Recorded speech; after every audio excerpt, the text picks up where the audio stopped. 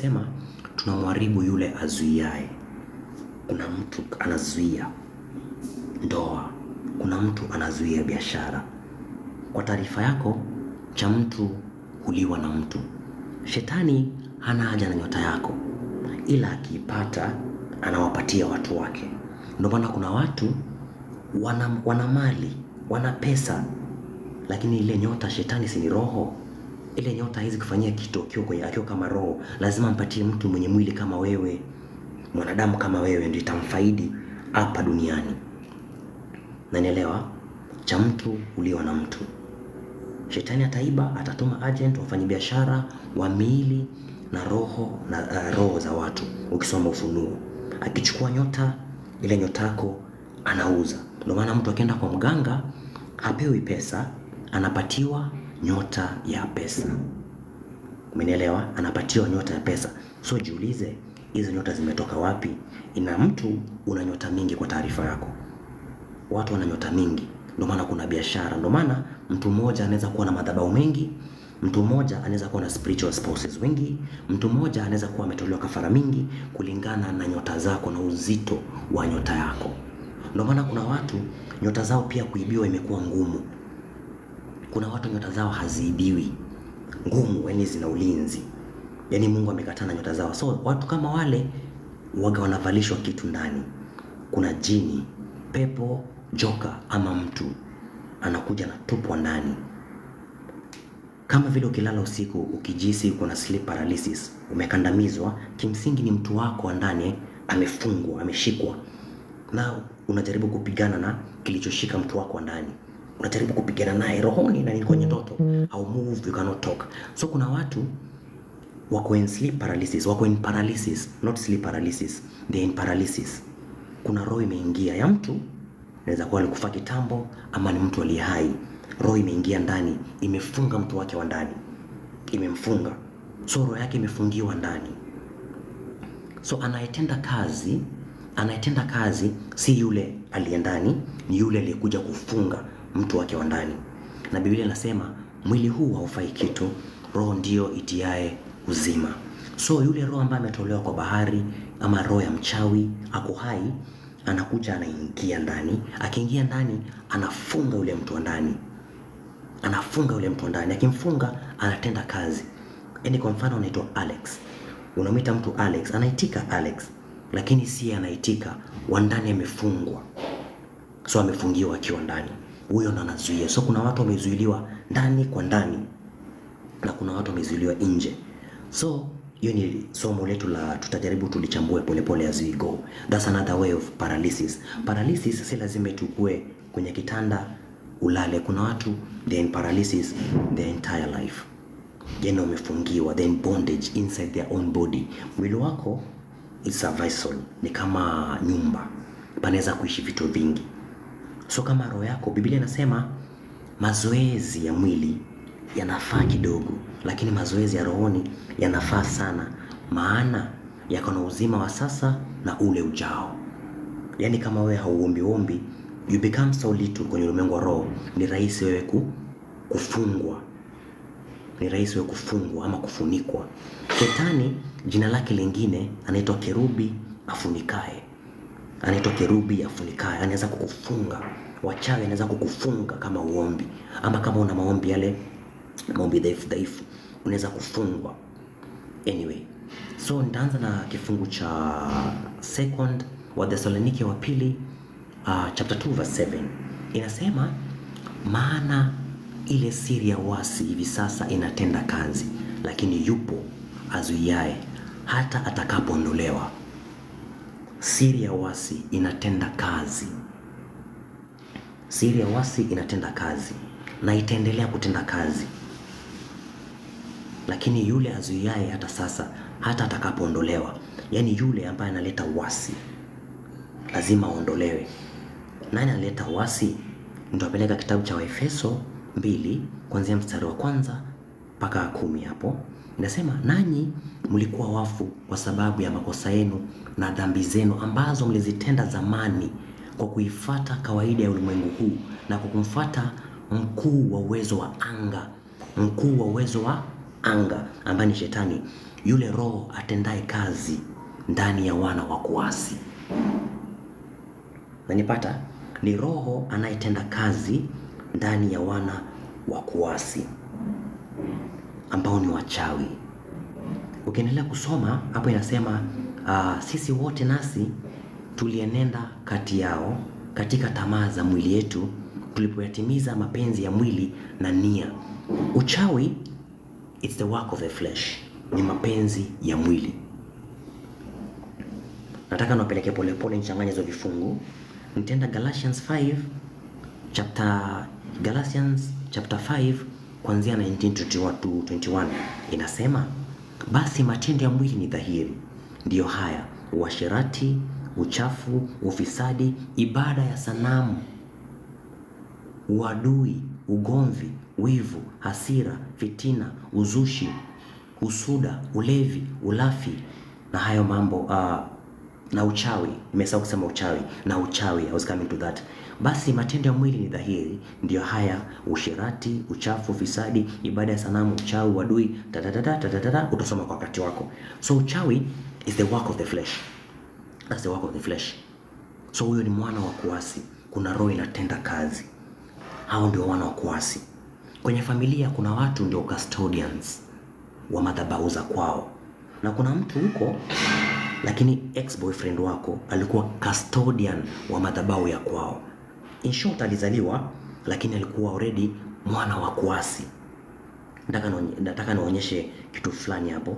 Kitabu cha Luka chapter 1 kuanzia verse 11. Malaika wa Mungu alimtokea Zakaria. Zakaria ni babake Yohana Mbatizaji. Alimtokea Zakaria. Zakaria alikuwa anafukiza ubani kwenye kanisa. He was burning incense in the church. Alikuwa ni kuhani, alikuwa ni mtu wa Mungu. Malaika wa Mungu akamtokea na miaka ilikuwa imesonga sana. Akamwambia, tazama, utapata mtoto, utamuita Yohana, asikunywe mvinyo wala kinywaji chochote kisiingie kwenye kinywa chake, atakuwa mtoto wa furaha. Alafu anasema hapo chini 17 nasema, naye atatangulia mbele za Mungu za Bwana katika roho na nguvu ya Elia, ili kugeuza mioyo ya baba kuelekea watoto wao. Unaona? Atakuja kwa nguvu na roho ya Elia ili kufanya nini? Kuigeuza mioyo ya baba kuelekea watoto wao. Kugeuza mioyo ya baba kuelekea watoto wao. So kuna katoto ni katoto kakuasi, kamezaliwa kadogo tu, lakini mizimu ishamchagua. Anakuja kwa nguvu na roho ya mizimu. Anakuja kwa nguvu na roho ya babu mchawi, ya mama mchawi, ya mzee wa kizazi cha 3 na cha 4. Hako ndio katoto kakuasi kameletwa. Na kazi yake ni kugeuza mioyo za watu, kugeuza vitu fulani hapo. Yani is very problematic. Unaona, ni katoto lakini usiku kana roga hatari. Ile roho yake si mdogo. Ashakuja na roho na nguvu za babu fulani mchawi. Anaweza kuwa huyo ndiye anayekuzuia. Usiseme ni katoto, kwa jinsi ya mwili ni katoto, rohoni is as big as you. Usidanganywe eti ni katoto kadogo, eti rohoni ana uwezo. Utashangaa, utapuliza gunia. Ndio maana Maria alipoenda kwa Elizabeti, mtoto aliye tumboni mwake ambaye ni Yohana alirukaruka kwa furaha. Mtoto arukaje ndani kwa tumbo kwa furaha alipomwona wakati Maria alikuwa na mimba ya Yesu. Anyway, so leo ni kumharibu yule azuiaye. Paulo anasema katika kitabu cha Wathesalonike wa kwanza chapter 2 verse 18.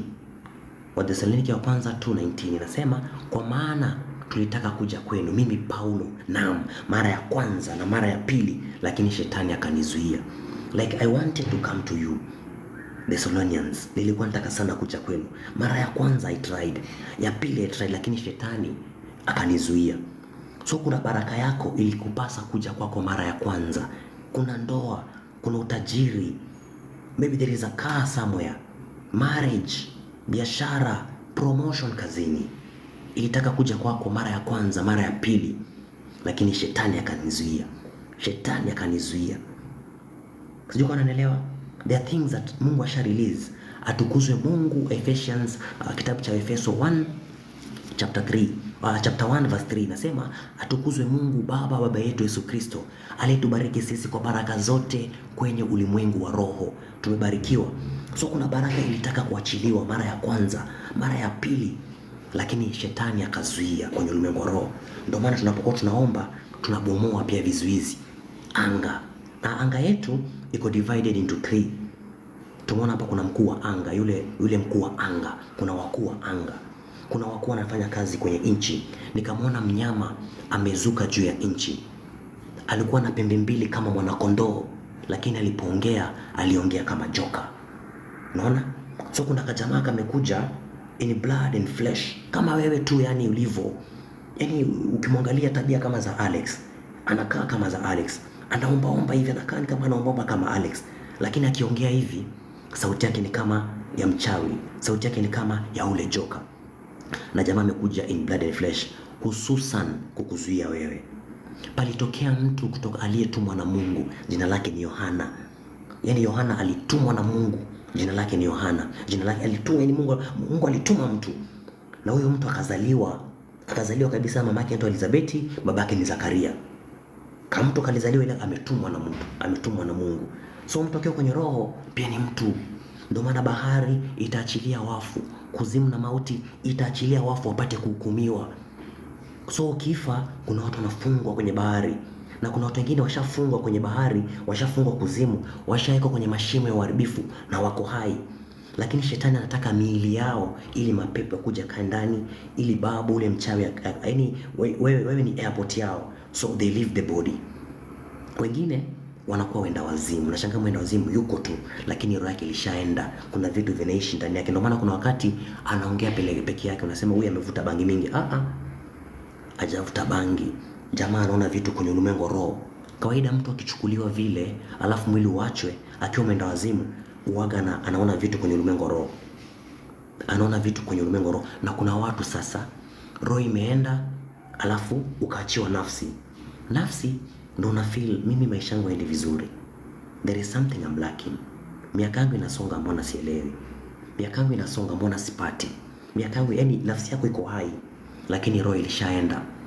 Someone has just swapped your destiny. Just like that. Ndio maana tujifunze kuomba. Another kitu kingine very dangerous, kwa sababu huko nje kuna mapasta wa uongo wengi, kuna wachawi wamejimasquerade kama mapasta, lakini ni wachawi. Na anatumia Biblia, lakini ni wachawi. Ndio maana patakuja makristo na manabii wa uongo. Wale makristo walikuwa waje watumie Biblia tu, na washakuja. Biblia inasema yoyote ambaye hamtambui Yesu ni mpinga Kristo. Wako hapa tunawajua. So kale kajamaa kakienda kukuwekea mkono, you are submitting yourself under powers zenye ziko chini yako. Wanapata legal rights za kuiba nyota yako. Sijui kama unanielewa. Ndio maana ni jifunze mwenyewe kuwa mtu wa vita. Hebu angalia Paulo anasema nini. Kitabu cha Wakorintho wa pili chapter 12 verse 7 inasema, kwa sababu ya wingi wa ufunuo nisije nikajigamba kupita kiasi. Unaona? Kwa sababu ya wingi wa ufunuo nisije nikajigamba kupita kiasi. Nilipewa mwiba katika mwili wangu. Right? Nilipewa mwiba katika mwili wangu. Mjumbe wa shetani anipige konde nisije nikajivuna kupita kiasi. Yani ujamaa alipata revelation. The revelation was so big, mpaka shetani akaweka mwiba mwilini mwake. Mwiba ni vizuizi. Aliwekewa mwiba mwilini mwake. Paulo anasema hivyo. Aliwekewa mwiba mwilini mwake. Mjumbe wa shetani anipige ngumi. Kupiga ngumi yani ni anizuie kabisa yani. Sasa wewe, kwa sababu ya ukuu wa nyota yako, kwa sababu ya ukuu ya biashara yako, kwa sababu ya uzuri wa urembo wako ulivyoumbwa, yani unavutia tu, yani unavutia, unavoimba unabariki wengi.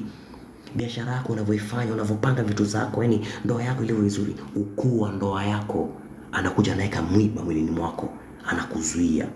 Lakini makwazo hayana budi kuja, ole wake hayaletaye. Na sasa tunawatafuta wanaoleta makwazo juu yako, juu ya maisha yako. Wakuliwa, Biblia inasema wakuliwa ataliwa. Adui zako watafungwa.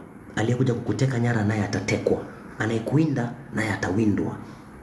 Tunawafuata mtaa kwa mtaa, kata kwa kata, anga kwa anga. Wakiruka juu tuko nao, wakiruka chini tuko nao, mpaka waachie maisha. Na wachawi kwenye ulimwengu roho wanaweza kuona. Tuko karibu kumaliza, afu tuingie kuomba. Wachawi kwenye ulimwengu roho wanaweza kuona. So kitabu cha Hesabu Numbers 24 verse 17. Hapa ni mchawi anaitwa Balaam. Balaam ni mchawi, aliitwa na Balak. Balak ni mfalme wa Moabu. Alimuita, alimwagiza, njoo nilanie watu hawa. Ni kama wako na nguvu kuniliko na ni wengi. Kumbuka hapa na Israeli walikuwa wamepiga Ogu mfalme wa Bashani, wamempiga. Na Sihoni pia ni mfalme, amepiga pale, wamepiga. Jamaa kaingiwa na hofu. Na amuru adui zako wapatwe na hofu. Hivyo akaagiza kamchawi, akamwambia njoo nilanie watu hawa. Sababu najua yule ambao unamlaani atalaniwa na yule ambao unambariki atabarikiwa. So Hesabu 24 verse 17 nasema Balaam hapo, ili kila kitu kimefall apart. Madhabahu ya kwanza, walitengeneza madhabahu ya kwanza. Hayo madhabahu ya kwanza wakatoa kafara ngapi? Fahali wa kiume, fahali kabisa, ng'ombe 7 na kondoo wa kiume wa 7 wakatolewa. Akatengeneza madhabahu ya kwanza. Imagine you can be one, umetengenezwa kafara, umetengenezwa madhabahu, alafu ametoa kafara mingi. Ndio maana you are connected to many things. Your problems are so interconnected to other, upande wa baba, upande wa mama, upande wa ex wako, kuna laana za nchi, right? Kuna wachawi tu hapo, you're connected, lakini tunazivunja. Ndio maana kila sila itakafanyika juu yako haitofaulu, na kila ulimi ambao utainuka kukuhukumu wewe utahukumu mkosa. Ulimi inamaanisha zile laana zao. Hakuna wezaye kumlaani ambaye Mungu amembariki. So hapa Balaam kwa Hesabu 24 verse 17 anasema namuona ila si sasa, namtazama ila si karibu. Nyota itazuka katika Yakobo na fimbo ya enzi itainuka katika Israeli. Unaona? Fimbo ya enzi anamuona. Wanaisraeli walikuwa over 2 million people, lakini jamaa anaona kama mtu kamoja. Alikuwa anamuona Yesu kati ya anaona tu kuna uzao hapa Israeli, hata kuna Yesu anakuja, anaongelea habari ya Yesu. Anasema anamuona. Mchawi hivyo anaangalia nyota. Anasema namuona huyu ila si sasa, namtazama ila si karibu. Wacha nimzuie. Wacha nimuibe akiwa tumboni. Ndio maana kuna watu unapata mtoto anapotea. Kuna nyota imekuja. Hiyo nyota ndio ilikuwa ambayo utapata utajiri kupitia mtoto wako. Wanaharibu mtoto bana. Wanaharibu mimba ya kwanza, wanaharibu mimba ya pili bana, wanaharibu ya 3. Unachelewa. Labda baraka zako zilikuwa zikuja kwenye masomo, wanafunga masomo. Wanakutumia magonjwa. Unaolewa tu na watu ambao sio. Unapata biashara ikienda, kimsingi kama vile Petero alisema, tumechoka kufanya kazi ya kuchosha usiku mzima. Na mimi swali yangu ni how bad do you want change? Kwa taarifa yako, hii ni maneno yangu tu. If you don't make money while you are sleeping, you will work until you sleep. Lazima unaingiza faida ukiwa umelala. Kwa sababu nyota yako hailali. Mali imeibiwa inaingiza pesa usiku na mchana. Nyota yako ikirudi inatenda kazi hivyo. Inaingiza pesa usiku na mchana. So if you don't make money while you are sleeping, you will work until you sleep.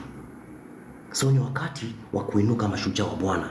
So hapa Balaam ameona pale. Nataka naonyeshe tena kitu kingine. Nyota huwa zinaonekana. Kitabu cha Mathayo 2 mstari wa 2, kuanzia mstari wa 2. Hapa ni stories za mamajusi, the astrologers. Waliona nyota Yesu. Mamajusi kutoka mashariki wakasafiri mpaka Yerusalemu, wakapata Yesu ndo amezaliwa. So waliona nyota yake kabla hajazaliwa. Waliona nyota yake kabla hajazaliwa. Walipofika Yerusalemu wakauliza, yuko wapi yeye aliyezaliwa mfalme wa Yahudi? Kwa maana tuliona nyota yake nasi tumekuja ili kuisujudia. So kumbe nyota yako inaweza onekana. Watu kwanza kuandaa maisha yako yakaandaliwa. Ndio maana kuna watu wamekuwa na smooth landing kwenye maisha. Kuna watu hawajateseka, walipata familia zinaomba, ndio maana ni muhimu kama hauna mtoto pia unaombea uzazi wako, na kama pia ushapata mtoto, pia unaombea watoto wako. Unasema katika jina la Yesu Kristo, natakasa uzao wa tumbo wangu, natakasa uzao wangu kwa damu ya mwanakondoo. Generation yangu inayokuja, generation iliyo sasa, naitakasa kwa damu ya mwanakondoo, naitenga na uovu kwa mamlaka ya damu ya mwanakondoo, naitenga na magonjwa. Then unapata generation yako inakuwa mzuri, inaanzia kutoka kwako.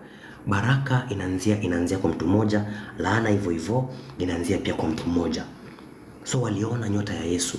Alafu kuna watu pia wanaweza kuona nyota yako kichawi, wanaiona, wakishaiona wanataka kuiba, wanataka kuiharibu, wanataka kuiteketeza. Ndio maana kuna watu maisha yako yamekuwa shida toka ulipokuwa mdogo.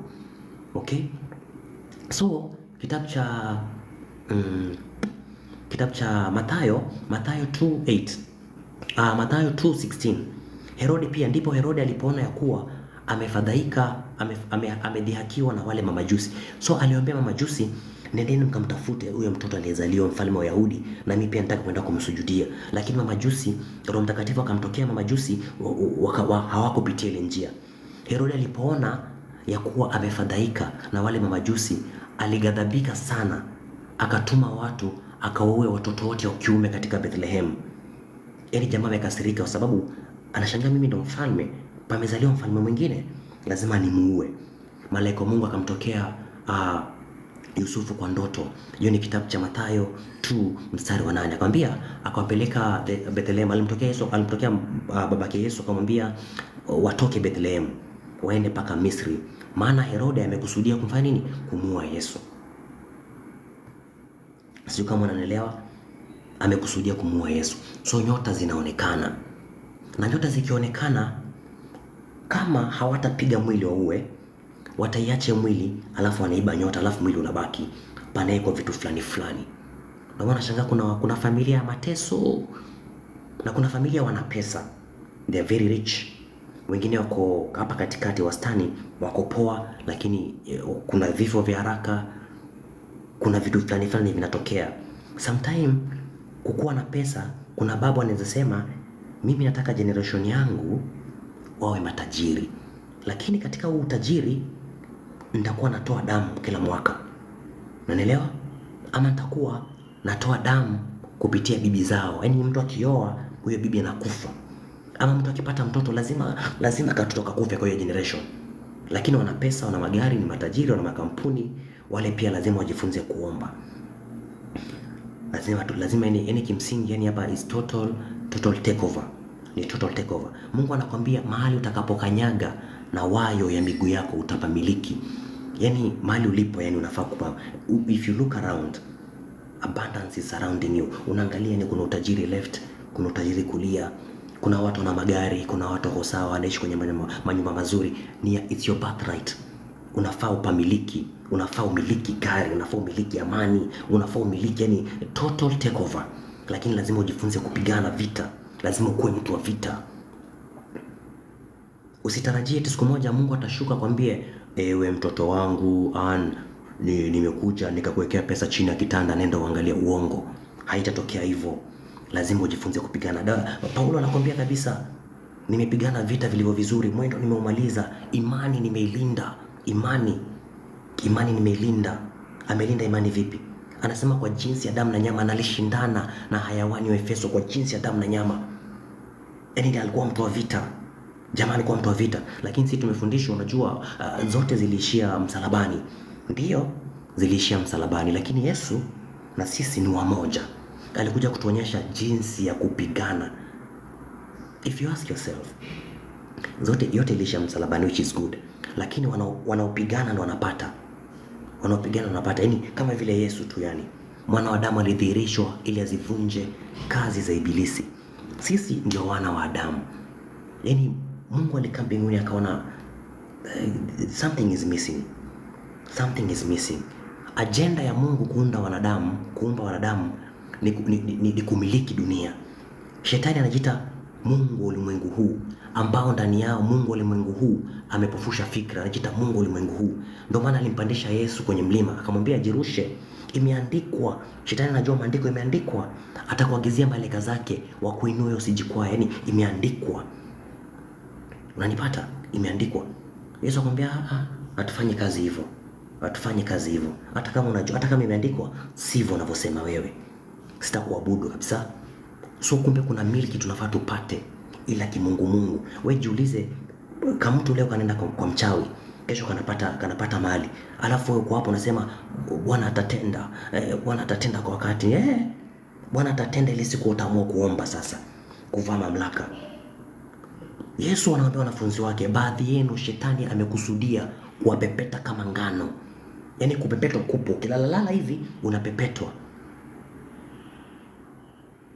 Tena Yesu anawaambia wanafunzi wake, shetani amekusudia kuwatia gerezani kwa muda wa siku 10, kuwajaribu kwa muda wa siku 10. Shika sana imani yako. Shika sana imani yako. Kuna wengine anasema shika sana ulichonacho asije mtu akakupokonya. Unaona? Shika sana ulichonacho asije mtu akakupokonya. Shika sana hiyo nyota yako, yani unailinda kwa maombi. Shika sana biashara yako, shika sana asije mtu akakupokonya. Kumbe watu wanapokonywa. Watu wanapokonywa vitu, tumeona. Ukilala kidogo hivi, tumelala bila kuomba, wanakunyonga usiku. Ukilala unashangaa umeomba Mungu njoo, Mungu shuka, God nakuja mbele zako. Ulikuwa wapi? Nakuja mbele zako Baba, nakuja mbele zako Baba, God. Utapuliza gunia usiku, achao nacheka. Ameomba tena ile njoo. Tunamwendea sasa. Tunamwendea. Kuna wengine Mungu wa Yakobo, Mungu wa Ibrahimu, akaishia paka Mungu wa Yusufu, akaishia paka Mungu wa Zakaria, Mungu wa Hagai. Ameomba kweli, ameomba na kalala kaamini, usiku pap wanakuja na muingilia kimwili. Lakini leo kutasema katika jina la Yesu Kristo, imeandikwa wafanya malaika zako kama upepo na watumishi wako kama moto, na geuka na kuwa moto katika jina la Yesu Kristo. Na teketeza wachawi na wateketeza waganga. Usiku unalala unaota unapigana nao. Hebu imagine Mungu anakuambia listen here. Mbingu ni mzangu, nchi nimewapa wanadamu. Na tumuumbe mtu kwa mfano wake, kwa mfano wetu, ili aje atawale. Biblia inasema waijaze dunia na waitiishe. Command. Alafu tena anakupatia jina la Yesu, yani anakuambia jina la Yesu kila goti litapinda, ya vitu vya mbinguni, ya vitu kwenye nchi na vilivyo chini ya nchi. Yani hilo jina umepatiwa wewe yani. Alafu anakuambia yuko ndani yako yani. Mbona tunaomba hivyo yani? Mbona tunaomba maombi madhaifu yani? Self pity prayers. Tuna complain sana. Ndio maana Biblia inasema usilalamika kama wao walivyolalamika wakaharibiwa na mharibu. Ni total takeover of all the earthly splendors. Anakuambia unajua, kuna watu kwenye kanisa zao wanaambiwa pastors wengi, kwa sababu theology yao maybe si mzuri ama wanakuambia ama labda ni wachawi, let me use that name. Anakuambia usiabudu pesa na usiabudu Mungu. Sisi tunaabudu Mungu. Katika kuabudu Mungu tunapata utajiri. Tunaabudu Mungu, katika kuabudu Mungu tunapata afya. Biblia inasema mtu hawezi kutumikia mabwana wawili. Hawezi kumtumikia Mungu na ukamtumikia Mammon. Mammon ni mungu wa kishetani, ni miungu ya kishetani ambayo ilikuwa inapatia watu utajiri wakati ule. Ndio Yesu anawaambia hawezi kumwabudu Mungu na kumtumikia Mammon. Wale watu wa kitambo walikuwa wanaabudu, wanataka kuwa kwa Mungu na bado wanataka kupata utajiri kupitia kwa Mammon. Sasa mapasta wetu siku hizi wamegeuza Mammon, wanasema ni mani. Hapana. Tunamkaribia Mungu kwanza, mengine tunazidishiwa. Unasema katika jina la Yesu Kristo, imeandikwa mali nitakapokanyaga na wewe miguu yangu, kwa mamlaka ya damu ya mwana-kondoo na miliki magari, na miliki mashamba, na miliki afya, na miliki kazi kwa damu ya mwana-kondoo. Anayenizuia kwenye anga na mkamata na mpasua vipande. Anayeweka madhabahu juu yangu na mvunja vipande. Unaomba hivyo sasa. Unaomba kwa mamlaka, kwa nguvu. Tumeona ile siri ya wasi inatenda kazi. For the secret power of lawlessness. The secret power of lawlessness is already at work. And whoever is holding it will continue to do so until the day will be removed. Yani kajamaa kataendelea kutumia nyota yako mpaka ile siku utaamua. Mimi napenda Danieli alisema, Daniel, I understood from the scripture that the desolation of the Israelites was supposed to last for this number of years. Lakini mbona imeenda sana? Niligundua kwa maandiko, yani maneno ya Mungu aliyosema na nabii, atufai kuwa hapa. Akaanza kuomba. Toka alipoanza kuomba, jibu lake likatokea siku ya kwanza, lakini mkuu wa Wajemi akazuia. the prince of Persia akazuia mpaka akakaa 21 days. Inakuonyesha nini? You pray without ceasing. Kuna watu wanaomba siku moja tu, wanasema tumefundishwa maombi ya mamlaka, anakuja anavunja na pasua na fieka, alafu kesho analala, kesho kutwa analala. Kumbe baraka yako imezuiliwa na wakuu wa anga. Kupigana kwetu sisi si juu ya damu na nyama, bali ni juu ya wafalme, ni juu ya mamlaka, ni juu ya wakuu wa giza hili na majeshi ya pepo wabaya kwenye ulimwengu wa roho. Hapo hatujatajua wachawi, kuna mizimu, kuna majini makata, jini subiani, jini nari, jini mahaba. Alafu kuna kachawi kaukoo, kuna wakuu ukoo, kuna waiba nyota. Yani is total takeover. Total takeover. Hii ndo kazi yetu, na silaha za vita zetu zinafanya nini? Zinaweza katika Mungu hata kuvunja ngome, tukiangusha mawazo ambayo imejiinua juu ya elimu ya Mungu. Yani kumbe pia mawazo ya mchawi unaweza kuyakama toka yaangusha. Unasema katika jina la Yesu Kristo, anayeniwazia mabaya kwa mamlaka ya damu na kondoo, anayepanga kuniwazia mabaya ama aliyeniwazia mabaya, na kamata fikra zake na ziangusha katika jina la Yesu Kristo. Fikra za magonjwa, mawazo ya kishetani, unaomba hivyo tu. Umeweka kifungu, alafu unaanza kudeal nayo, unaanza kucheza nayo tu. Unacheza nayo pale kwa mamlaka, unacheza tu nayo pale. Unasema katika jina la Yesu Kristo, imeandikwa silaha za vita zangu zinaweza katika Mungu hata kuangusha ngome. Naangusha kila ngome iliyowekwa juu yangu, ngome ya kuzuia ndoa, ngome ya kuzuia kazi, ngome ya kuzuia biashara, na iangusha katika jina la Yesu Kristo. Unashangaa. Yani kifungu kimoja unaweza omba nao dakika 10 tu, dakika 10 tu, unacheza nayo hapa, unacheza nao. Unasema imeandikwa, wafalme wao nitawafunga kwa pingu za chuma, na wakuu wao nitawafunga kwa minyororo. Wafalme wote waliojikweza juu ya maisha yangu, wafalme wote wa giza waliojikweza juu ya mtoto wangu, juu ya ndoa yangu, juu ya kazi yangu, juu ya nafsi yangu, juu ya mwili, na wakamata na wafunga na wapasua na wafyeka kwa mamlaka ya damu na kondoo. Tena unasema imeandikwa, nitaangusha 10,000 upande wa kulia, nitaangusha 1000 upande wa kushoto, lakini hawatanikaribia. Na wakamata 10,000 waliojipanga juu yangu, na kamata mapepo majini, mizimu ya ukoo, na wakamata madevil worshiper wote, wakuu wa anga, wakuu wa nchi, wakuu wa bahari, na wakamata na waangusha 10,000 upande wa kulia, na angusha 10,000 upande wa kushoto. Lakini mimi Alex, mimi hawatanikaribia, maana mimi ni mwana wa Mungu aliye hai. Imeandikwa, mimi ndio rungu na silaha za Bwana za vita. Unaanza kuomba hivyo tu, na waponda, maana mimi ndio rungu, na wafyeka, maana mimi ndio panga wa damu ya kondoo, na wasaga, maana imeandikwa, usimfunge ng'ombe mdomo anaposaga nafaka, na watafuna kwa meno ya shaba, na wavunja na waribu na wapasua. Tena unasema imeandikwa.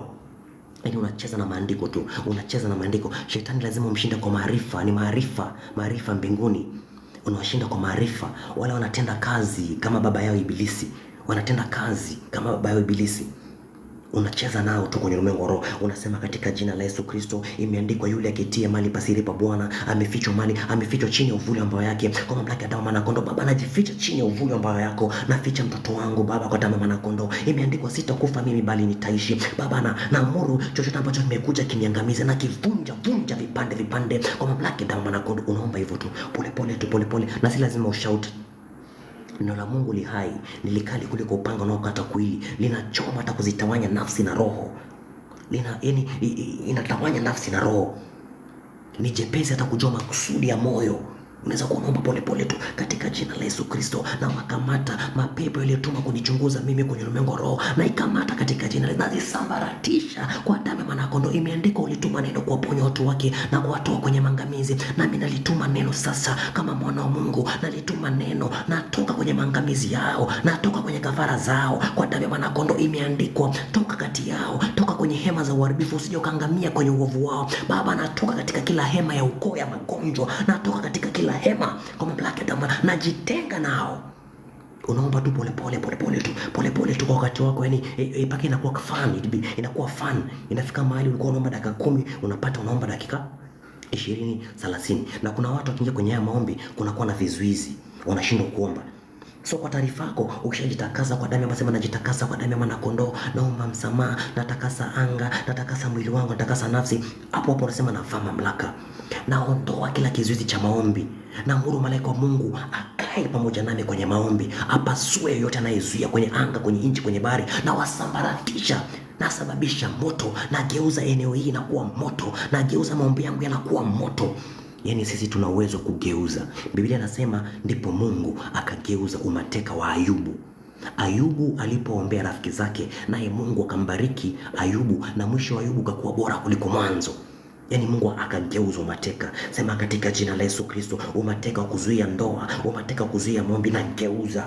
Unaanza kugeuza ila kwa mamlaka ya damu ya mwanakondoo, kwa mamlaka ya damu ya Yesu. Yaani end point hapa ni jina la Yesu na damu ya mwanakondoo, na wao akamshinda kwa damu ya mwanakondoo na neno la ushuhuda wao. Nataka tuingia kwenye maombi sasa. Sijui kama umepata concept. Na kawaida yetu, kwanza tunabomoa paka misingini, tunavunja kafara paka kwenye misingi, tunaharibu kafara paka kwenye misingi. Tunaanzia na yaani ukivunja madhabahu, the foundation is broken. Mwenye nyumba sasa tunamkamata. Hakuna awezaye kwenda kwa nyumba ya mtu mwenye nguvu akachukua silaha zake asipokumfunga. Tunawakamata, tunawafunga kwenye ulimwengu wa roho.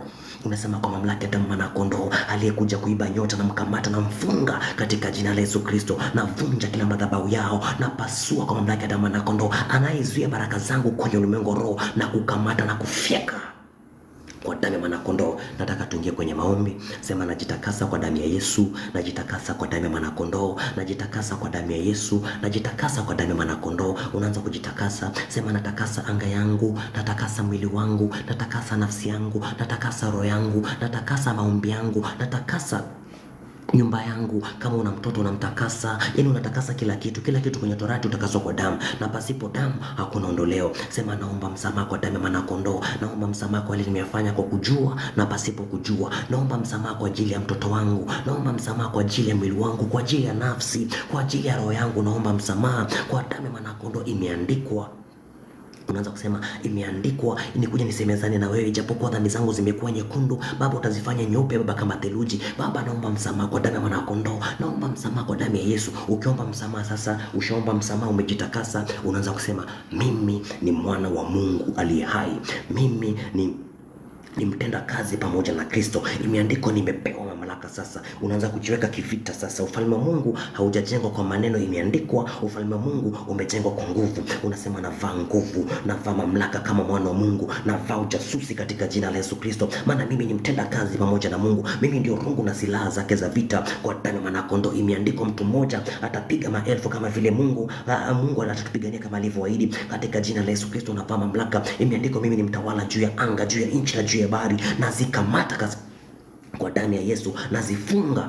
Unaanza kuzifunga sasa, nazikamata kwa mikono ya chuma. Unaanza kusema tu kwenye ulimwengu wa roho, nazikamata kwa damu ya mwanakondoo, nazifunga. Anga naifunga kwa mamlaka ya damu ya mwanakondoo, nchi naifunga katika jina la Yesu Kristo, bahari naifunga kwa mamlaka ya damu ya mwanakondoo. Alafu unaingia kwenye maombi sasa, unasema kwa mamlaka ya damu ya mwanakondoo navaa mamlaka sasa katika jina la Yesu Kristo. Imeandikwa, bomoeni hata misingini kila madhabahu iliyotengeneza kwa ajili ya kunizuia mimi, kila madhabahu iliyotengeneza kwa ajili ya nafsi yangu, kila madhabahu iliyotengeneza kwa ajili ya uhai wangu, kila madhabahu ya giza waliotengeneza kwa ajili ya mwili wangu, nazikamata katika jina la Yesu Kristo, nazivunja sasa, naziharibu, maana mimi ndio rungu na silaha za Bwana za vita. Anza kuvunja sasa. Sema navunja, naharibu, nateketeza kwa damu ya mwanakondoo. Neno la Mungu ni moto lao, neno la Mungu ni nyundo inayevunja miamba vipande vipande. Navunja kila madhabahu kwa mamlaka ya damu ya mwanakondoo, napasua kila madhabahu.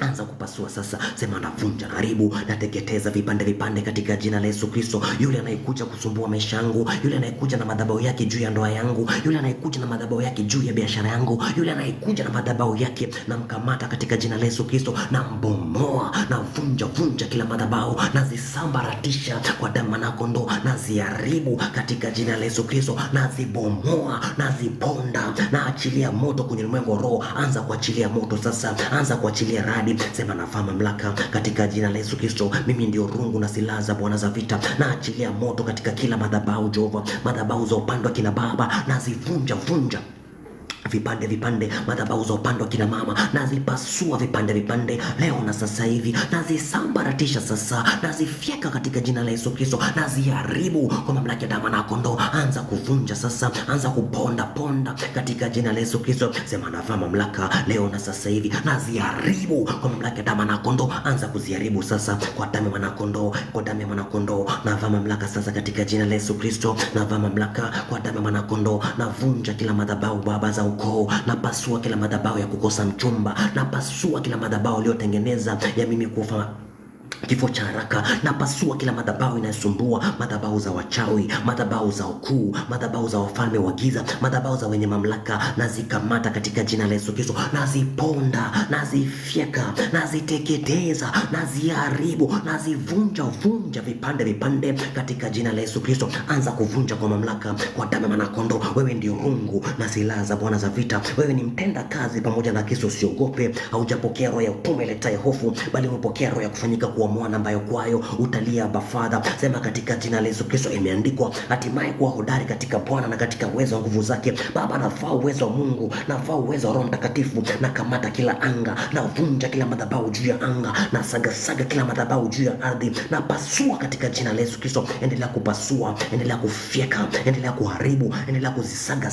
Umepokea kwato za shaba, utapiga mataifa mingi. Sema imeandikwa, nimepokea kwato za shaba, nitapiga mataifa mingi. Na saga kila madhabahu katika jina la Yesu Kristo. Nazivunja, naziharibu, naziteketeza, naziponda, nazifyeka katika jina la Yesu Kristo, kwa damu ya mwanakondoo. Mungu Baba, Mungu Jehova, Mungu Roho Mtakatifu, Baba uishe milele Jehova. Imeandikwa, ikiwa watu wako waliita kwa jina lako wakinyenyekea na kuomba na kuacha njia zao mbaya na kutafuta uso wako, kutoka mbinguni Baba utawasikia na utaponya na nchi yao. Baba, sisi ni wana wa Mungu aliye hai, tunavaa mamlaka sasa katika jina la Yesu Kristo. Kila madhabahu iliyotengeneza juu yetu, kila madhabahu iliyotengeneza juu ya believer, kila madhabahu iliyotengeneza juu yangu, kila madhabahu iliyotengeneza juu ya watu hawa, nazikamata kwenye ulimwengu wa roho, nazikamata leo na sasa hivi Baba, nazivunja, nazipasua, nazifyeka, naziharibu, nazisambaratisha kwa damu ya mwanakondoo.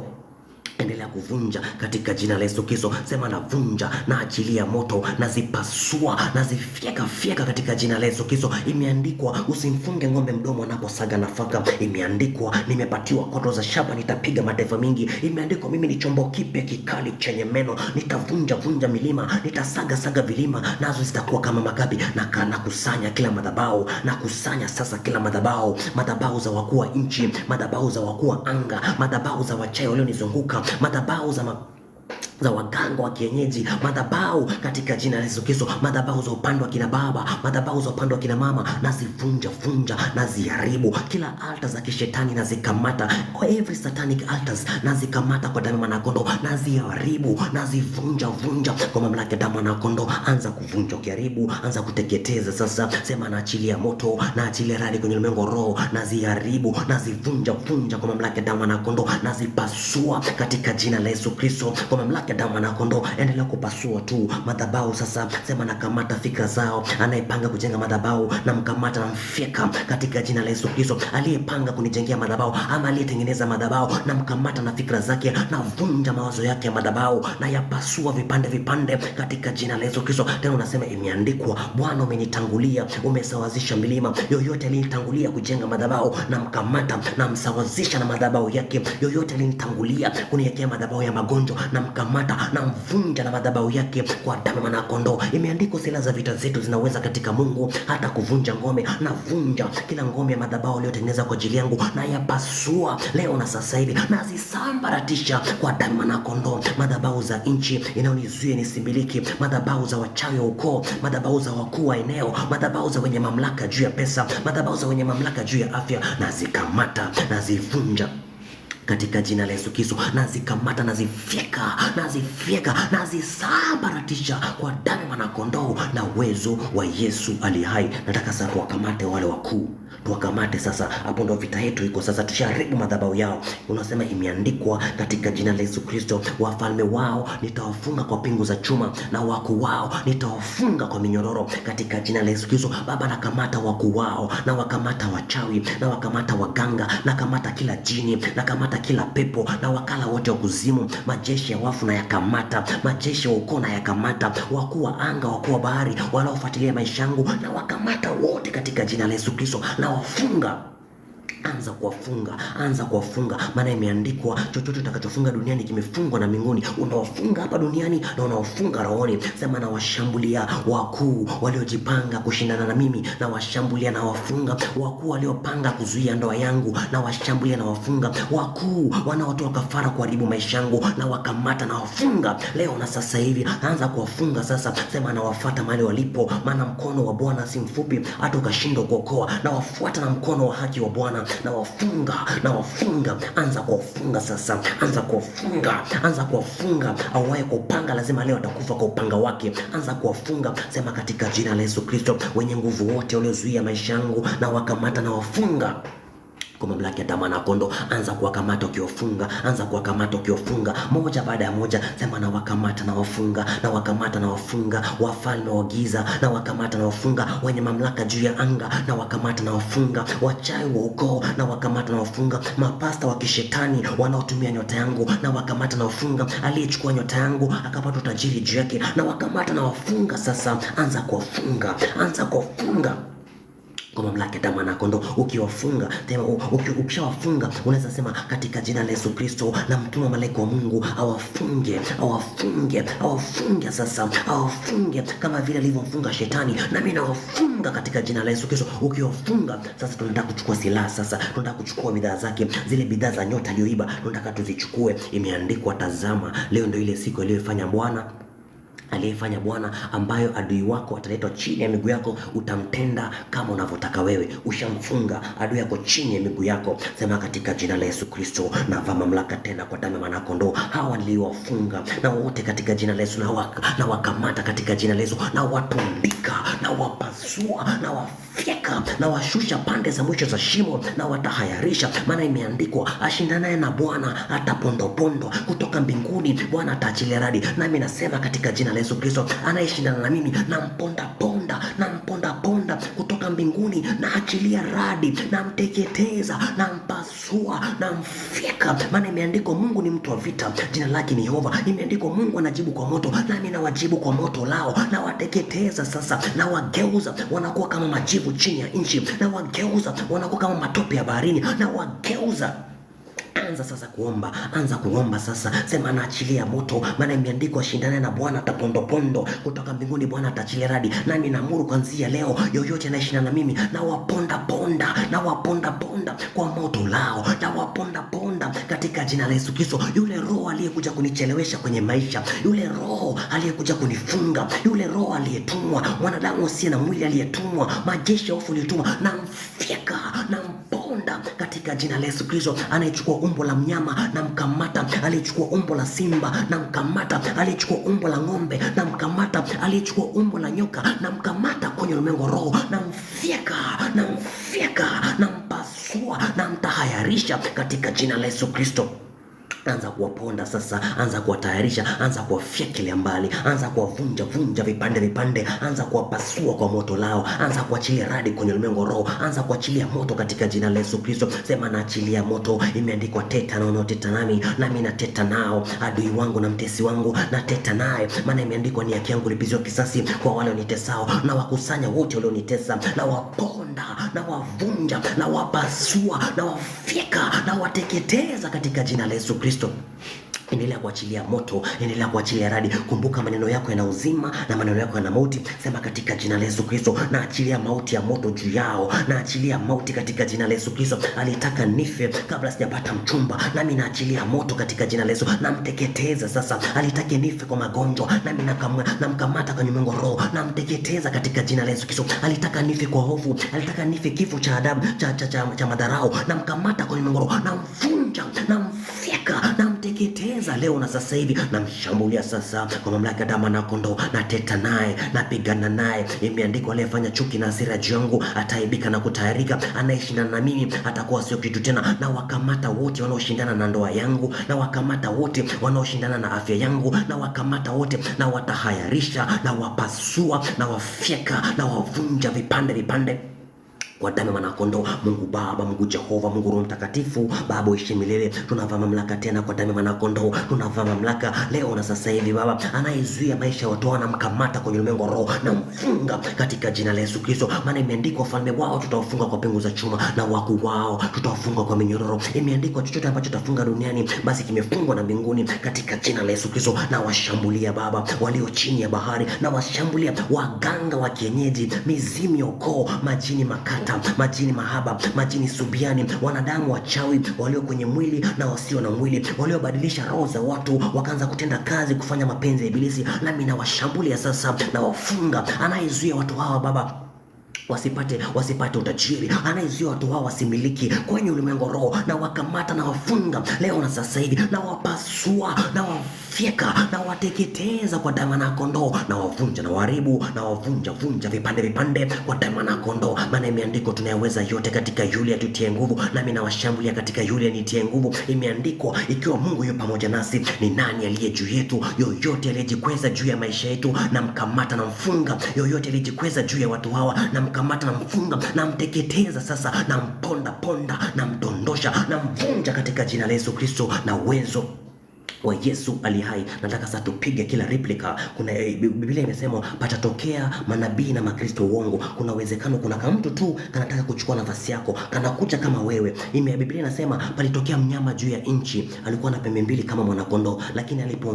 aliongea kama joka. Yule ndiye anayezuia baraka yako. Ni kama mtu tu, yani kanataka kutembea kwenye nyota yako. Sema katika jina la Yesu Kristo, na wakamata wote waliokuja kwa jina langu na umetumwa na shetani, na wakamata wote, na wakamata majoka, malaika wa giza, na wakamata wote waliokaa kwenye nafasi yangu ya kupata, wote waliokaa kwenye nafasi yangu ya utajiri, wote waliokaa kwenye nafasi yangu ya afya, wote waliokaa kwenye nafasi yangu ya kuinulia tena, na wakamata sasa, na wavunja na wapasua na wafyeka. Anza kuwateketeza. Sema nateketeza kila replica ya kishetani, nateketeza. Kama unaitwa Angela, nateketeza kila replica iliyotengenezwa kwa ajili ya jina langu, nateketeza kila replica iliyotengenezwa ili ichukue nafasi ya nafsi yangu, nateketeza kila replica iliyotengenezwa ili ichukue nafasi ya roho yangu, na ikamata kwenye ulimwengu roho, na ipasua na ifyeka na ivunja vipande, na wadondosha pande za mwisho za shimo na haribu. Maana imeandikwa nivae silaha za Bwana za vita ili nipate kupigana siku ovu. Nami navaa silaha za Bwana za vita, napigana nao, nateta nao, na wasambaratisha sasa, na wavunja kwa mamlaka ya damu na kondoo, na wapasua na wafyeka. Anza kufyeka sasa.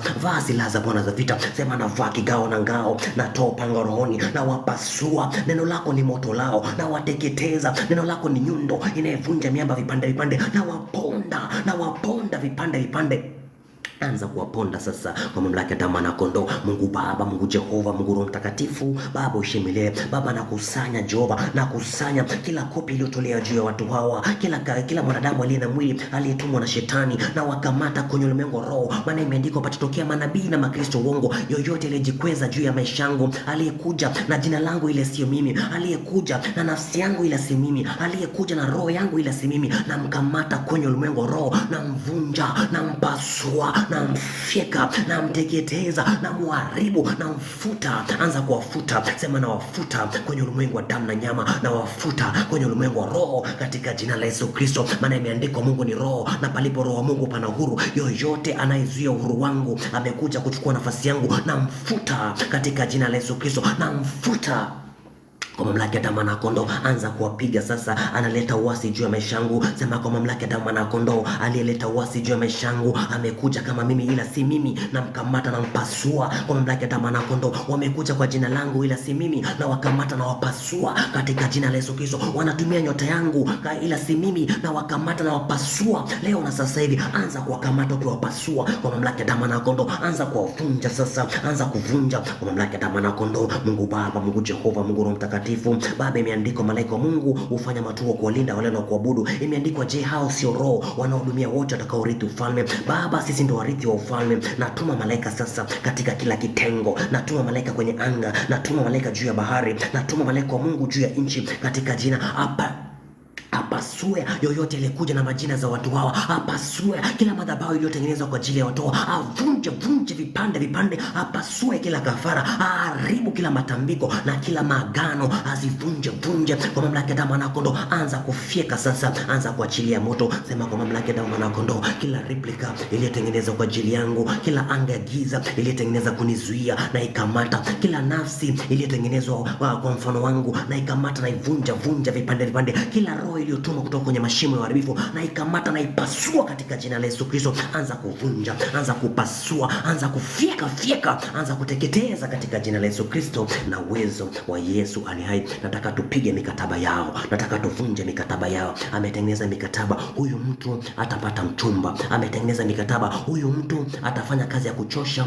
usiku mzima. Lakini sisi tunasema tuko na jina lipitalo majina yote. Unaombaje sasa? Sema kwa mamlaka ya damu na kondoo, kila mikataba iliyofanyika juu yangu yangu, mikataba za magonjwa, mikataba za giza, mikataba ya kifo cha haraka, mikataba ya kutolewa, na ikamata kila covenant iliyotengenezwa kwa ajili ya maisha yangu, na ikamata tena. Nasema sema neno nalo litabatilishwa, fanya shauri nalo litageuzwa. Na vaa mamlaka sasa katika jina la Yesu Kristo. Mikataba za magonjwa na zikamata kwenye ulimwengu roho, na zivunja na zipasua. Mikataba na kila covenant iliyotengenezwa kuzimu, mikataba na kila covenant iliyotengenezwa kwenye portal za kishetani, na zikamata sasa. Anza kuteketeza kila mikataba, mikataba za ukoo, mikataba za wachawi wa ukoo, mikataba za waganga, mikataba za wakuu wa anga, mikataba za majeshi ya pepo wabaya kwenye ulimwengu roho, na zikamata sasa. Na zivunja, na vunja mikataba za magonjwa, na haribu mikataba za kifo cha haraka, na pasua mikataba za umaskini. Sema na kata kila mikataba za magonjwa, kata kamba za magonjwa, kata mikataba za magonjwa, kata mikataba za maradhi, kata mikataba za ufukara, kata kila nira na maradhi za kishetani. Anza kuharibu sasa. Sema na vaa mamlaka, na kata kila kamba, na teketeza kila mikataba, na vunja kwa mamlaka ya damu na kondoo. Anza kuvunja kila mikataba. Sema na pasua kila matambiko, na pasua kila maagano, na pasua kwa damu na kondoo. Anza kupasua ukiharibu, anza kuvunja vipande katika jina la Yesu Kristo. Sema na achilia moto kwenye ulimwengu roho, na achilia radi katika jina la Yesu Kristo. Na vunja kila mikataba, maana imeandikwa, na yaweza yote katika yule anitia nguvu. Na kusanya kila mikataba sasa, na yaweza yote, na yapasua yote katika yule anitia nguvu, na yapasua. Nami niseme nini? Niseme nini sasa? Ikiwa Mungu yu pamoja nasi, ni nani aliye juu yetu? Kila mikataba iliyojiinua juu ya maisha yangu, na ikamata na ivunja. Kila mikataba iliyoinua juu ya ndoa yangu, na ikamata na ivunja. Kila mikataba iliyoinuka juu ya biashara yangu, na ikamata na ivunja katika jina la Yesu Kristo. Kila mikataba iliyotengenezwa na wachawi wa ukoo, kila mikataba iliyotengenezwa na wafanyabiashara wa mili na roho za watu, kila mikataba iliyotengenezwa na wasoma nyota, kila mikataba iliyotengenezwa na watu wanaoiba nyota za watu, na zikusanya sasa, na zipasua, na ziteketeza, na ziharibu, na zivunjilia mbali, na zipasua kwa damu na kondoo. Kila mikataba iliyotengenezwa juu ya Stacy, na zikamata kwenye ulimwengu roho, na zivunja vipande kwa mamlaka ya damu na kondoo. Anza kuvunja mikataba, anza kupasua katika jina la Yesu Kristo. Anza kuharibu kwa mamlaka ya damu na kondoo. Unavaa mamlaka, tunasema katika jina la Yesu Kristo. Imeandikwa kwa imani nimeokoka na makali ya upanga, nami kwa imani nakamata kila mikataba, na zivunja, na ziharibu, na zipasua, na zifyeka katika jina la Yesu Kristo. Na uwezo wa Yesu aliye hai. Nataka sasa tupige kafara zao, nataka tuharibu kafara zao, kafara za magonjwa, kafara zilizotoka kwenye madhabahu yao. Unasema tu katika jina la Yesu Kristo. Imeandikwa, mimi ni moto la neno la Mungu ni moto lao. Nateketeza kila kafara waliotoa kwenye madhabahu yao, na ponda kila kafara wanaopanga kutoa, na haribu zile kafara waliotoa kitambo, na zikusanya zote, na ziteketeza. Kafara ya damu ya mtu, kafara ya wanyama, na iharibu katika jina la Yesu Kristo. Alafu naongeza, na nyamazisha damu inayonena magonjwa, na nyamazisha damu inayonena ufukara, na nyamazisha leo na sasa hivi hiyo damu ya kafara yao, na nyamazisha. Endelea kunyamazisha hiyo damu inaonena magonjwa. Sema na nyamazisha, nikivunja kila kafara. Mungu Baba, Mungu Jehova, Mungu Roho Mtakatifu, Baba uishe milele. Na vaa mamlaka tena kwa damu ya kondoo, na vaa mamlaka, maana imeandikwa, ule utukufu uliompa Yesu umetupa sisi ili tuishi kwa imani. Baba, tumeunganika kwa jina lako Baba, na vaa mamlaka sasa katika jina la Yesu Kristo. Kila mikataba iliyotengenezwa kwa ajili ya watu wao, mikataba chini ya bahari, mikataba za waganga, mikataba za wafalme wa giza, mikataba za wakuu wa nchi, na zikamata katika jina la Yesu Kristo. Na kila kafara alizotoa, na zikusanya, na zikamata kwa mamlaka ya damu na kondoo, na zivunja, na ziharibu, na ziteketeza, na ziponda kwa damu na kondoo, na zivunja, na ziharibu, na ziponda leo na sasa hivi, na zikusanya kwenye ulimwengu roho. Kila mikataba za magonjwa, na nyamazisha hiyo kafara inaonena magonjwa, na inyamazisha hiyo damu inaonena magonjwa kwa damu na kondoo. Maana imeandikwa, ipo damu inaonena mambo mazuri kuhusu sisi, damu ya mwana kondoo. Imeandikwa, alipigwa kwa ajili yetu, akachubuliwa kwa ajili yetu, na adhabu ya amani yetu ilikuwa juu yake, na kwa kupigwa kwake tumepona. Na mimi naamuru kuanzia leo, yule analeta mapigo ya magonjwa juu yetu, yule analeta mapigo ya ufukara jitu, na mshambulia, na kafara yake na inyamazisha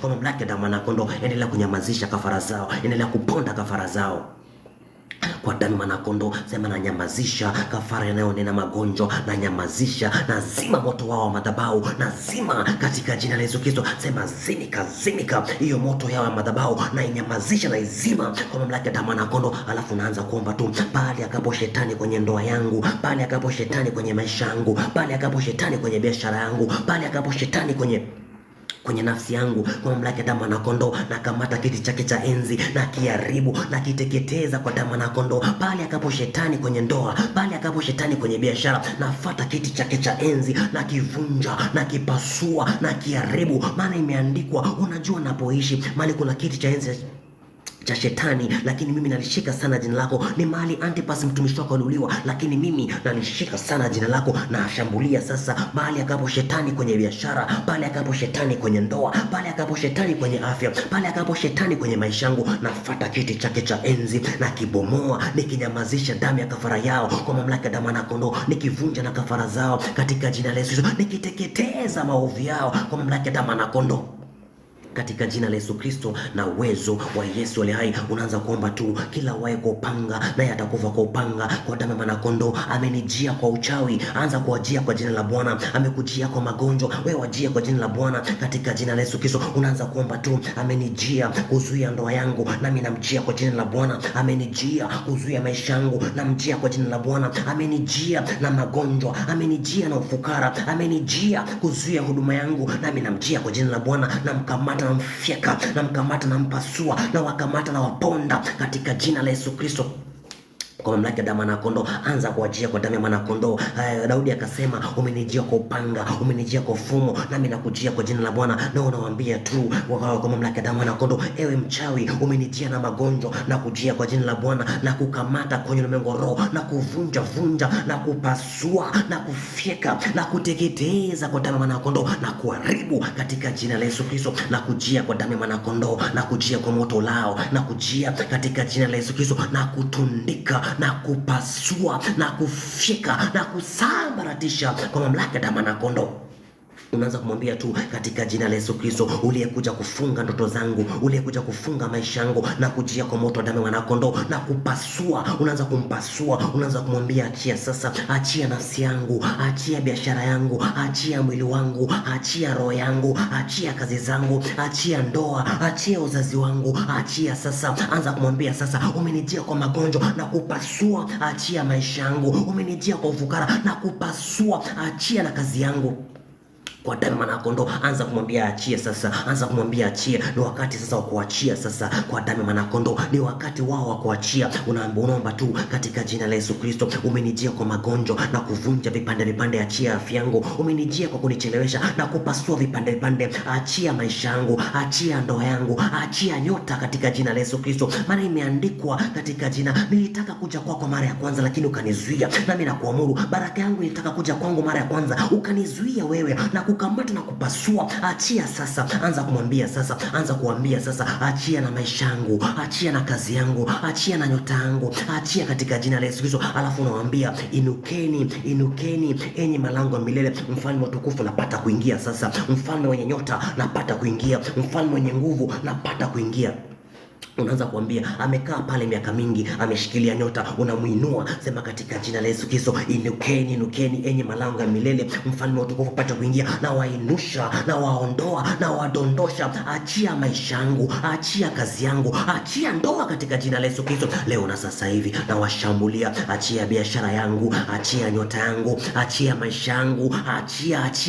Anza kumwambia achia sasa kwa mamlaka ya mwanakondoo. Unawajia kwa moto lao, unawajia. Mungu Baba, Mungu Jehova, Mungu Mtakatifu, Baba uishi milele Jehova. Imeandikwa, roho ya Bwana iju yetu, ametutia mafuta kuwatangazia maskini habari njema, vipofu kupata kuona kwao tena, na wale kwa magereza kupata kuachilia kwao. Baba, tunavaa mamlaka sasa kwa damu ya mwanakondoo. Yule aliyeweka maisha yetu kwenye magereza, na mkamata na mpasua vipande.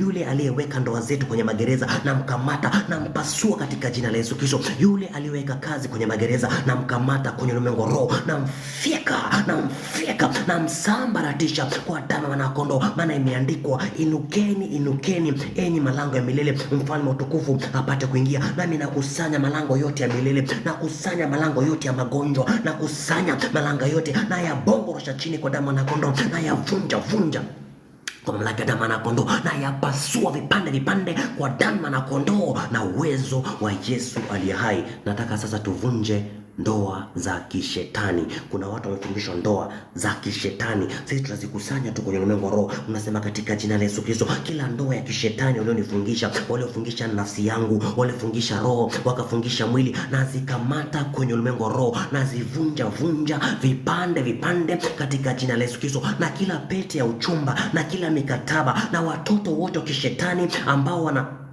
wanachukua baraka zangu, ambao wanachukua nyota zangu, na wahukumu kifo katika jina la Yesu Kristo. Maana kila wae kwa upanga na yatakufa kwa upanga, na kila anayebingirisha ukuta atang'atwa na nyoka kwa mamlaka ya damu na kondoo, na achimbaye shimo ataingia katika shimo yake. Unaanza kuomba tu, unasema navaa mamlaka katika jina la Yesu Kristo, navunja kila ndoa ya kishetani kwa damu na kondoo, napasua kila ndoa ya mauti, napasua kila ndoa ya magonjwa, navunja pete zao za uchumba, na zikamata katika jina la Yesu Kristo, na ziteketeza sasa, naziponda, naziharibu, nazivunja katika jina la Yesu Kristo. Aliyekuja kuleta ukiwa juu ya maisha yangu akanifungisha ndoa, aliyekuja kutumia nyota yangu akanifungisha ndoa ya kishetani, na mkamata kwenye ulimwengu roho, na mvunja, na pasua pete zao za uchumba, watoto kishetani mapepo, watoto kishetani majini, na zikusanya kwenye ulimwengu roho, na zikusanya wanaofyonza baraka yangu, wanaokunywa baraka yangu, wanaotumia nyota yangu, na wakusanya kwenye ulimwengu roho, na wahukumu kifo, na waponda, na wasagasaga, na wafyeka. Maana kila wae kwa upanga leo anakufa kwa upanga, aliyechimba shimo leo atanasa katika shimo yake kwa damu na kondoo. Anza kuvunja ndoa za kishetani, anza kuharibu pete za uchumba, anza kupiga mikataba za kishetani, anza kufyeka sasa waliojikusanya kwenye madhabahu hiyo, anza kuzikusanya kwa damu na kondoo, anza kuwapasua pete za uchumba, na zisagasaga, na zivunja, na ziharibu, na zipoteza, na zipasua vipande kwa damu na kondoo. Anza kuharibu sasa katika jina la Yesu Kristo kwa damu na kondoo. Mungu Baba, Mungu Jehova, Mungu Roho Mtakatifu, Baba uishi milele. Baba, imeandikwa watu wawili hawezi kutembea pamoja kama Baba hawajaelewana. Nami naamuru kuanzia leo, aliyekuja kumfungisha ndoa ili atembee naye atumie nyota yake, aliyekuja kumvalisha pete za kichumba ili atembee naye atumie nafsi yake, atumie roho ama atumie mwili, na wakamata kwenye ulimwengu roho, na vunja kila ndoa za kishetani Baba, na zikamata kwenye ulimwengu roho, na zikusanya ndoa iliyofanywa na maagano chini ya bahari, maagano juu ya nchi, maagano Baba iliyofanyika juu kwenye mapango, kwenye mapori, kwenye maji yasiyokauka, na zikamata katika jina la Yesu. Na vunja kila ndoa za kishetani, ndoa na wakuu wao, na zikusanya katika jina la Yesu Kristo, na kusanya kila pete za rohoni, na kusanya kila pete za damu na nyama, na ziangamiza, na ziponda kwa mamlaka ya damu na kondoo. Manyoka waliogeuza wakawa pete, majini waliogeuza wakawa pete, na zikusanya kwenye ulimwengu roho, na zisagasaga, na zisambaratisha. Achia sasa watoto wa kishetani mapepo, watoto wa kishetani wanadamu usio na mwili na wale walio na mwili, majini makata, majini mahaba, majini nari, majini maimuna, na wakusanya mizimu ya ukoo, na kusanya mapepo wadogo wakubwa, na wakusanya wakuu wa anga aliyekuja kumfungisha mtu ndoa, na mfyeka, na mpasua, na mvunja kwa damu na kondoo. Natuma jeshi la malaika livunje kila pete ya kishetani. Imeandikwa kila mizigo mizito itatolewa mabegani mwetu, na kila nira italegezwa kwa mafuta. Baba, na teketeza kila nira ya kichawi, na kata kila minyororo ya ndoa za kishetani, na vunja kila kamba za ndoa za kishetani, na haribu kila mikataba za ndoa za kishetani. Achia sasa, achia kwa damu na kondoo aliyekuja kumfungisha damu na kwa damu na nyama, na mshambulia mapepo walioingia ndani ya mume wake, mapepo walioingia ndani ya mke wake wakamfungisha ndoa, na zishambulia sasa, na zishambulia wanadamu usio na mwili, majeshi ya wafu yaliyoingia kwenye ndoa, yaliyoingia kwenye wanyama, walioingia ndani ya watoto, na zikusanya sasa, na ziponda, na zifyeka, na ziteketeza, na ziharibu. Kamba za magonjwa zinavunjika leo, kila nira inalegezwa kwa mafuta ya damu na kondoo, na achilia moto, na teketeza watoto wa kishetani, na wavunja, na waharibu, na wapasua vipande, na wafyeka kwa mamlaka ya damu na kondoo. Maana imeandikwa, Mungu ndio kimbilio letu na nguvu na msaada unaopatikana tele wakati wa mateso. Baba, tunakulingana Bwana wa Israeli, kama vile katika jina la Yesu Kristo. Benaya tunageuka tunakuwa Benaya mwana wa Yehoyada aliyeua mashujaa wa Moabu, akamfyeka yule simba aliyeingia kwenye shimo siku ya theluji. Nami namkamata yule mkuu aliyekuja kumfungisha ndoa, namkamata yule mkuu aliyekuja kuleta siku ya uovu, maana imeandikwa tuvae silaha za Bwana za vita ili tupigane siku ya uovu. Namshambulia aliyekuja kumletea pete za uchumba, aliyekuja kumshika na nafsi yake, aliyekuja kuchelewesha na ndoa yake, aliyekuja kuchelewesha baraka zake kwenye ulimwengu roho, aliyekuja kuchelewesha utajiri wake. Namkamata katika jina la Yesu Kristo. Imeandikwa, ewe Yuda, mkono wako utakuwa kwenye shingo za adui wako. Imeandikwa, aonywaye mara mingi akashupavu shingo yake itavunjwa na dawa itapatikana. Na wakamata wote waliokuja kuleta ndoa za kishetani, walioonywa mara mingi, na wakamata wote waliokuja kuvisha pete za kishetani kwenye ulimwengu wa damu na nyama na kwenye ulimwengu wa roho, na zikusanya katika jina la Yesu Kristo. Mapepo waliogeuza wakawa pete, mapepo waliogeuza wakatengeneza mikataba, majoka, mizimu, wakuu wa anga, wakuu wa bahari, wakuu wa nchi, na wakamata katika jina la Yesu Kristo, na wavunja na wapasua na wafyeka na wasambaratisha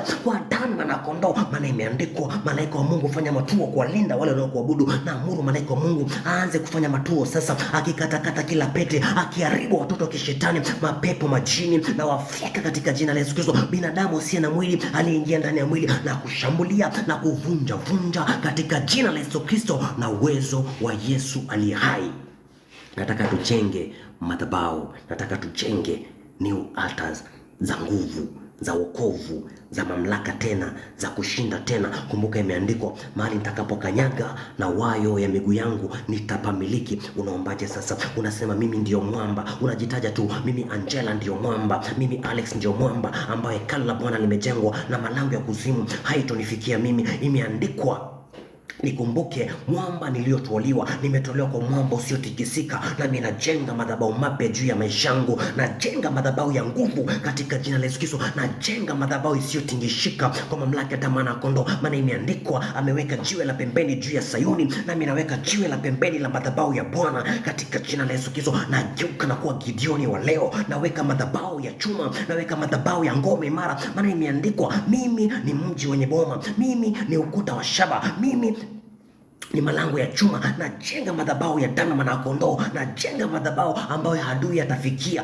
Anza kujenga madhabahu sasa, anza kujenga madhabahu. Sema, naweka misingi kwenye maisha yangu, misingi imara naweka misingi ya afya tena, naweka madhabahu ya afya tena, naweka madhabahu ya ushindi tena. Imeandikwa, sitokufa mimi bali nitaishi. Naweka madhabahu ya kuishi tena, naweka madhabahu ya kupata tena, naweka madhabahu ya kuota ndoto zangu tena, naweka madhabahu ya kupata baraka zangu tena. Naweka madhabahu sasa, anza kuweka madhabahu sasa.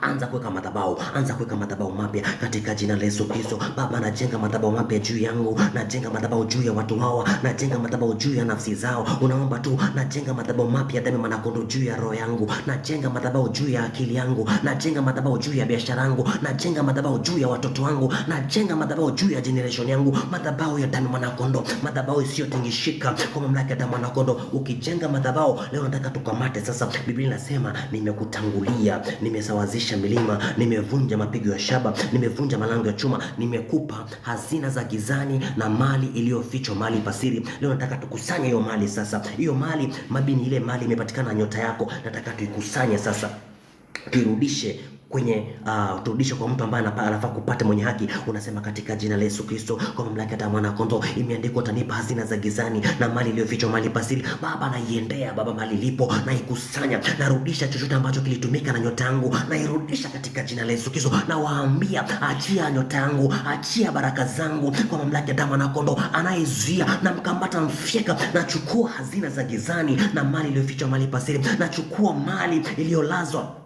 miisho ulimwengu kwa damu na kondoo. Anza kurudisha sasa. Unaomba tu, unasema, amemeza mali hata atapika tena, kutoka tumboni mwake Bwana atatoa. Nami naamuru kuanzia leo, aliyemeza nyota yangu nairudisha leo kwa damu na kondoo. Naita njoo, aliyemeza nafsi yangu nairudisha, aliyetenga, aliyemeza hazina za gizani nazirudisha sasa, nazirudisha. Maana imeandikwa katika jina la Yesu Kristo, mbingu na vyote vijazavyo dunia ni mali ya Bwana. Napokea mali ya Bwana sasa kwa damu na kondoo. Imeandikwa, hata nimwombe chochote nitakacho naye atanipatia mataifa kwa miliki yangu. Baba, napokea sasa, nazirudisha, narudisha Kwa mamlaka ya damu na kondoo, anza kurudisha mali kwa nguvu. Sema nazirudisha kwa nguvu, nazirudisha kwa mamlaka, narudisha nyota yangu kwa mamlaka, narudisha akili yangu kwa mamlaka, narudisha utajiri wangu kwa mamlaka. Anza kurudisha kwa mamlaka leo na sasa hivi. Tapika ewe nyoka uliyemeza ndoa na kufyeka, tapika ewe nyoka uliyemeza afya na kufyeka, tapika ewe nyoka uliyemeza hazina zangu na kufyeka, tapika kwa mamlaka ya damu na kondoo. Enyi watoto wa kishetani waliomeza biashara na wafyeka, tapika. Enyi wachawi mnaouza nyota zangu na wafyeka, rudisha kwa damu na kondoo. Anza kurudisha sasa, anza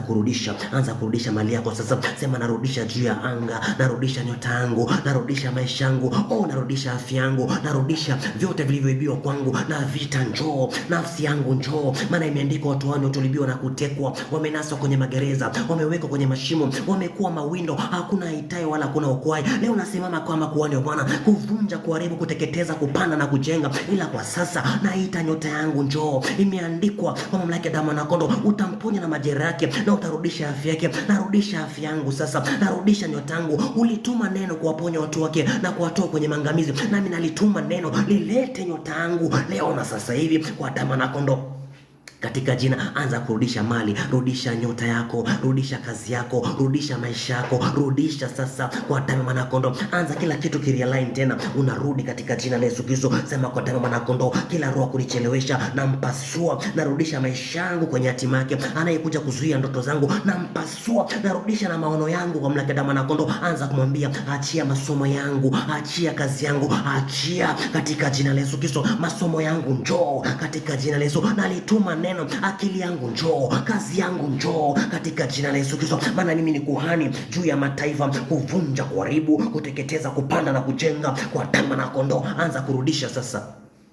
In Jesus name, kwa damu na kondoo. Mungu Baba, Mungu Jehova, Mungu Roho Mtakatifu, Baba uishi milele. Imeandikwa mwizi anaposhikwa analeta mara 7. Imeandikwa tena amemeza mali atatoka tumboni mwake Bwana atatoa. Baba, naamuru kuanzia leo aliyemeza nyota, naamuru kuanzia leo aliyemeza afya, naamuru kuanzia leo aliyeiba nyota, naamuru kuanzia leo leta mara 7 na kutahayarisha na kupasua na kufyeka na kusambaratisha. Achia sasa, maana imeandikwa aliyefanya chuki na hasira juu yetu ataibika na kutaharika. Baba, na mtahayarisha na watahayarisha na wapasua na waaibisha, nikiwaambia achia nyota, achia afya, achia kazi kwa damu na kondoo. Naenda mpaka misho ulimwengu, maana imeandikwa umenipatia misho ulimwengu kuwa mataifa yetu kuwa miliki yangu katika jina la Yesu Kristo. Na adui zangu nitawaponda na fimbo ya shaba. Baba, na waponda na fimbo ya shaba nikiwaapisha. Achia nafsi, achia kazi, achia ndoa kwa mamlaka ya damu na kondoo. Anza kurudisha sasa, rudisha. Sema narudisha katika jina la Yesu Kristo, maana imeandikwa umenibariki kwa baraka zote. Narudisha nafsi yangu katika jina la Yesu Kristo. Kama umerudisha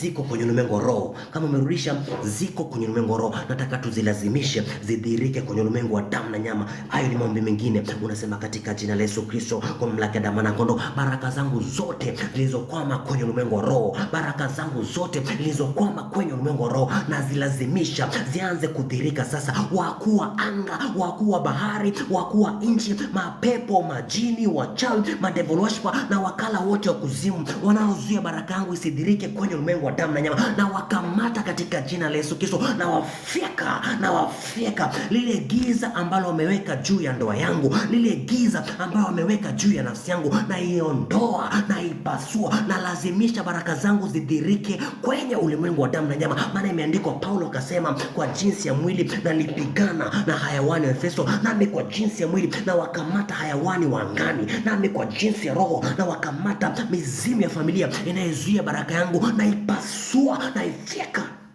kwa damu na kondoo. Anza kulazimisha baraka zako zidhirike kwenye ulimwengu wa roho.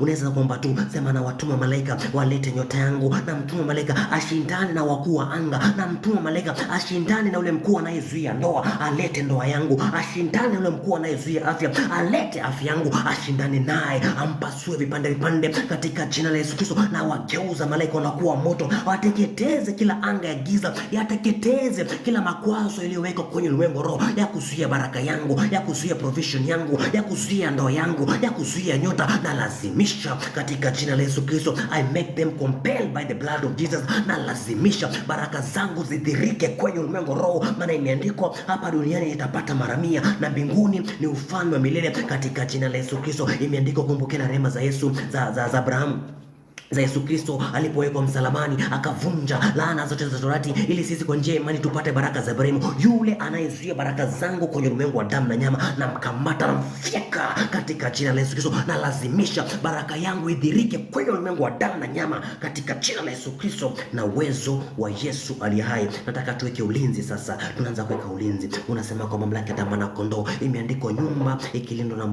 isipolindwa na Mungu basi walinzi wanakesha bure. Baba, naweka ulinzi katika jina la Yesu Kristo. Imeandikwa malaika wako wafanye matuo kuwalinda wale wanaokuabudu. Naamuru malaika wako wafanye matuo, walinde maisha yangu, walinde ndoa yangu, walinde biashara yangu, walinde baraka zangu kwenye ulimwengu wa roho na kwenye ulimwengu wa damu na nyama. Anza kuweka ulinzi kwenye maombi yangu. Sema, maombi yangu na yawekea ulinzi katika jina la Yesu Kristo. Ndoa yangu na iwekea ulinzi. Anza kuweka ulinzi sasa. Weka ulinzi kwa damu ya kondoo. Anza kuweka ulinzi katika jina la Yesu Kristo. Ukiweka ulinzi, sema, na mamlaka ile roho ya kisasi wanaopanga kupanga, ile roho ya kisasi wananipangia mimi, na ivunja vunja vipande vipande, na ipasua pasua, na ikamata, na ishambulia, na ifyeka katika jina la Yesu Kristo. Ile fikra zao za kuleta kisasi juu ya mtoto wangu na zikamata. Zile fikra zao za kuharibu biashara yangu na zikamata. Zile fikra zao za kuharibu kazi yangu na zikamata. Roho ya kisasi na ivunja, na iharibu, na ipasua katika jina la Yesu Kristo. Unaweka ulinzi ukipiga roho ya kisasi asije akavamia mtoto wako. Unaweka ulinzi kwa mtoto wako. Sema, nakamata roho ya kisasi asije akapiga biashara yako, na mkamata na mvunja vunja katika jina la Yesu Kristo. Maana imeandikwa msikose kuzijua hila zake. Sisi tumejua hila zake. Unakamata, unaweka ulinzi, unapiga roho ya kisasi, unaivunja vunja vipande vipande kwa mamlaka ya damu na kondoo na uwezo wa Yesu aliye hai.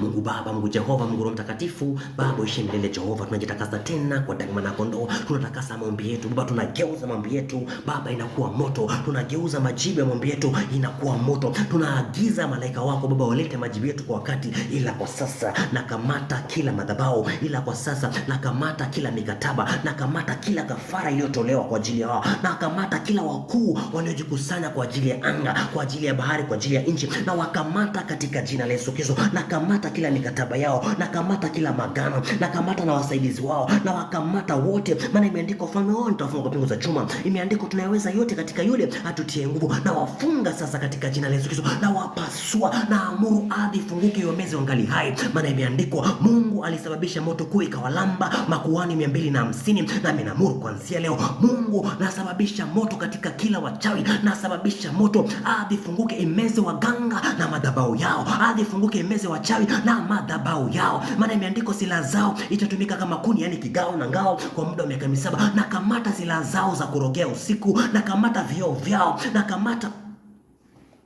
masanduku yao, na yakamata katika jina la Yesu Kristo, na azifyeka na zite ulimwengu roho. Maana imeandikwa tumesulubiwa pamoja naye. Imeandikwa uhai wetu umefichwa pamoja na Kristo. Yoyote anayekuja kuwinda maisha yetu na mkamata na mpasua. Maana imeandikwa Mungu atatulinda na mitego mwindaji na ile tauni inayaribu. Nami nawashambulia sasa, analeta magonjwa juu yetu na mpasua, na jenga madhabahu mapya juu ya kila mtu, na yaweka ulinzi kwa mamlaka ya damu na kondoo. Roho ya kisasa na ipasua vipande vipande kwa damu na kondoo. Baba, tumeomba haya kwa kuamini kupitia mwana wako Yesu Kristo. Maana imeandikwa Jehova, maandalizi ya farasi ni yetu, lakini Baba vita ni zako. Imeandikwa Jehova, maandalizi ya moyo ni yetu, lakini jawabu liko kwako. Baba, katika jina la Yesu Kristo tumeomba haya. Maana imeandikwa kwa imani walimiliki majeshi ya kigeni, kwa imani na wakaokoka na makali ya upanga, kwa imani wanawake wakapokea wafu wao wakiwa wamekwisha kufufua, na wakiwa wamekwisha kufufuka. Nasi tunapokea Baba baraka zetu zikiwa zimekwisha kufufuka. Tunapokea maisha yetu tena, tunapokea Baba afya yetu tena